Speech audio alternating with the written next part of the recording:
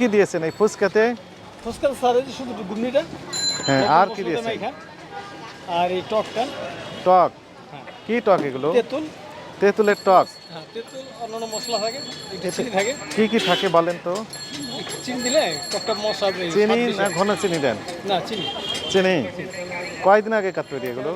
এটা আমাদের মনে করেন প্রতিদিন 2 ডাব্বা লাগে, মাত্র 1 ডাব্বা বানাইছি প্রায় শেষ দিকে। আচ্ছা, এই পানিটা দেন কোথা থেকে? ড্রেনের পানি? এই যে আপনার সার্কিট এই পাম্পের বাড়ি। তাই নাকি? কিভাবে নিয়ে আসেন আপনি? বর্তমানে বুথ বন্ধ তো, তাই কাটে আনতে পারি না, ওই সার্কিট অফিস থেকে বেশিরভাগ আনি। আর অন্য ক্ষেত্রে? এখানেই সবসময় দোকানদারি করতে, এখানে সবসময়। তো কেমন যেন ময়লা ময়লা হয়ে গেছে যে? স্যার এটা মশলার কারণে, মশলা দিলে তো কালো দেখা যাবে। কি কি মশলা দিয়েছেন? এই যে বিভিন্ন রকমের গুঁড়াটা তেঁতুলের দিচ্ছে, তাই এরকম। কিন্তু এই যে মনে করেন ধুলা বালি পড়ছে, সবগুলো খোলা অবস্থায় রেখে দিয়েছেন।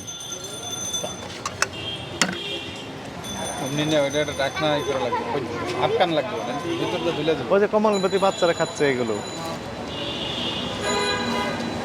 খেয়ে তো পেটে সমস্যা হবে। তাহলে দায় দায়িত্ব কে নেবে? আমাদের মাকসুদ স্যার কোথায় গেলেন? আপনি বলেন, আমি তো বুঝতে পারতেছি না এগুলো উনি কিভাবে কি করছেন। এই যে শুনেন, এইটা কি মরিচ? মরিচের ভিতর দেখেন তো কি কি যেন রং দেওয়া আছে এবং কি দেওয়া আছে এগুলো? শুকনো মরিচ স্যার, এটা শুকনো মরিচের গুঁড়ো। শুনেন মুরব্বী, এগুলি আপনি করতে পারবেন, এটা করা নিষেধ না, কিন্তু আপনাকে একটা ডিজাইন করতে হবে, পরিষ্কার পরিচ্ছন্নতা, হ্যাঁ, ঢেকে রাখা, হ্যাঁ, গ্লাস দিয়ে এই যে এটা কয়টার মুখ থাকলে এমনি আটকে না, যখন খুলবেন তখন খুলো, তাহলে এগুলো করতে পারবেন না। এই যে এটারও তাই, যখন বের করবেন তখন কয়টার মুখ খুলে তখন বের করবেন। বুঝতে পারছেন? মানে আপনাকে স্বাস্থ্যসম্মত উপায়ে করতে হবে। একটা ছোট গাড়ির মতো বানাবেন, যেখানে ঢাকা থাকবে সবসময়, হ্যাঁ, নিজে পরিষ্কার পরিচ্ছন্ন থাকবেন। খোলা অবস্থায় খাবার করলে, এই যে যেমন আপনি খোলা রেখেছেন, এখানে তো ময়লা পড়ে, হ্যাঁ, এগুলি অস্বাস্থ্যকর। মানে আপনি করবেন, বিক্রি করবেন, কিন্তু আপনি অস্থায়ীভাবে যদিও করেন, কিন্তু আপনাকে সেখানে স্বাস্থ্যকরভাবে করতে হবে। এই যে ভিতরে দেখেন কি অবস্থা, এই যে ময়লার স্তূপ। থামেন থামেন, শোনেন, এই যে এগুলো ময়লা পড়েছে না ভিতরে, এটা ভিতরের কোনো বাইরের না, এটা ভিতরের অংশ, ভিতরের অংশ। এই যে এখানে দেখেন তো কি অবস্থা, বলেন এটা কি তেলের দাগ? এটা তেলের দাগ না, এই ময়লাটা তেলের নয়, ড্রেনের পানি দিয়ে তৈরি করেন, আপনার কমপ্লেন থাকে। আবার যারা সবচেয়ে ভালো পানি ব্যবহার করে তারা সরাসরি টেপের পানি ব্যবহার করে, তো টেপের পানিও জীবাণু থাকে অনেক সময়। পেঁয়াজটা রেখেছেন কোথায় আপনি বলেন? এই যে দেখেন, এটা কি রাখার জায়গা হলো বলেন? খাবারের জিনিস এগুলো এইরকম ভাবে রাখা যাবে বলেন? খুব পরিষ্কার পরিচ্ছন্ন।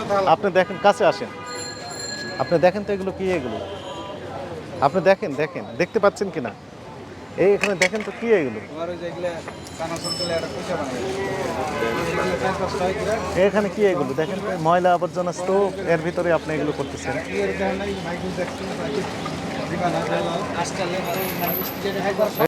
তেলটা একটু বের করেন, এই কি তেল? এটা সয়াবিন তেল। সরাসরি এখানে দেওয়া যাবে? সয়াবিন তেল সরাসরি খাওয়া যায়? আপনি যে সয়াবিন তেল খাওয়াচ্ছেন, এর তো সরিষার তেল বলে বাচ্চারা খাচ্ছে সবাই। সয়াবিন তেল সরাসরি ইনটেক করা যায়?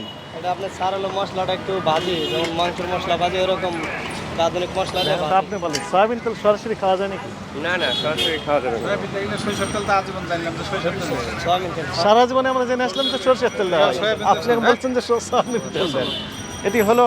আপনি কাছে আসেন, এই যে মুড়ি সুন্দর করে ভালোভাবে মেখে বিক্রি করছেন ইনি, কিসের তেল দেয় এখানে বলেন তো দেখি? সরিষার তেল। কি তেল? ইনি বলছেন সয়াবিনের তেল দিচ্ছেন, আপনারা বলেন এটা ঠিক করেছেন? খাওয়া লাগে, কিন্তু শুধু তো খাওয়া যায় না। বলতে ভুল, উনি তো কাজই করছেন সয়াবিন তেল, আপনি ভুল তো বলেন না, উনি ঠিকই বলেছেন। আমি যেটা সত্য আমি সেটা বলছি, উনি যেটা সত্য সেটাই বলেছেন। মিথ্যা বলবো কেন? তাহলে আপনি বলেন এটা ঠিক করেছেন না ভুল করেছেন? ভুল করছি। তাহলে আপনি কত বছর যাবত এই কাজটি করে যাচ্ছেন? এটা অল্প দিন, কত 10-12 বছর? অত হয় নাই, অত বছর হয়নি এখনো? 6-7। 6-7 বছর যাবত উনি এই সয়াবিনের তেলই খাওয়া যাচ্ছেন মানুষকে, স্পেশালি বাচ্চাদের, স্কুলগামী যে বাচ্চা তাদের। এটি হলো? আর এই যে কোমলমতি ছেলে মেয়েরা এগুলো খাচ্ছে, পেটে তো সমস্যা হবে। এগুলো ফেলে দেন, এক্ষুনি ফেলে দেন, এখানে ফেলেন। তেলের কি অবস্থা দেখেন তো, কি অবস্থা এটা? নতুন তেল এটা হবে? থামেন, দেখান দেখান এই যে তেলের কি অবস্থা। আপনি এইগুলি খাওয়ান, এই